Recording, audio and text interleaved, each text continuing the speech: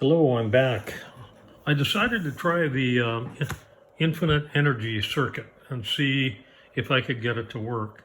So I ordered a 300 watt inverter, pure sine wave, and it's 100 to 120 volts, 60 hertz, 300 watts.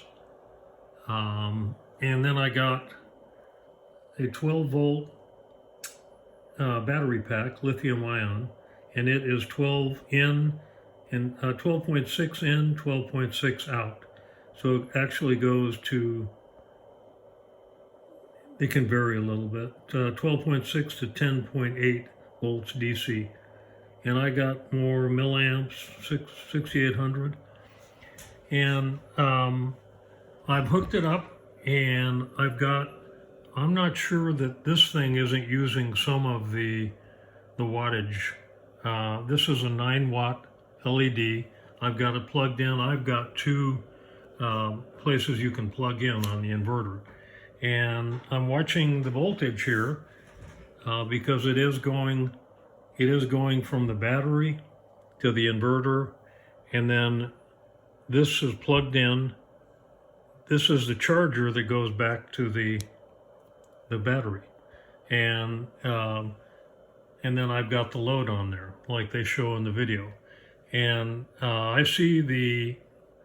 think one of the secrets here is you've got to get it fully charged and get everything hooked up before you use some of the battery power. But I'm watching the voltage here coming out of the inverter, and it goes down a little bit, 112.5, and then it's been down to 3, and then it goes back. I saw it jump up to 112.9, and so there's something to this. And just like they had the inverter with the capacitor, and it might be possible to extend this too, I think maybe with a capacitor.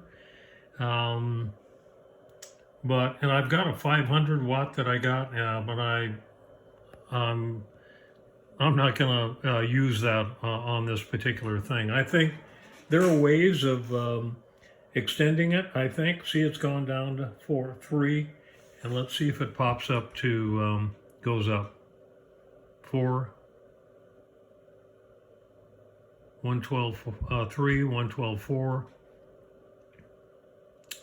So there does seem to be something to this, and I think it's something that could be used in a self-charging loop. I mean, because that's like what this is, but it might be used in some other device also, where you have the majority being powered by the inverter with the battery pack, and then being recharged. But then you also use some of the power maybe for a little motor or something to charge a capacitor that you can, there's a lot of things that you could do.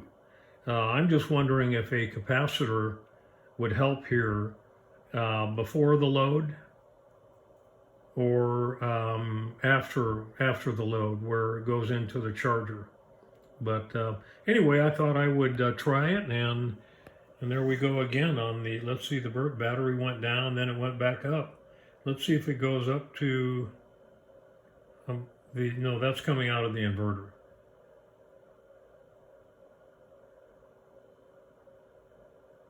So all this time it's been set right there, and that's with the load on. So I tried a larger load, and so you could probably, what if you got a regular battery, and there's somebody who also tried this and they've commented, but I thought I would try it. And I don't know if it's going to last forever.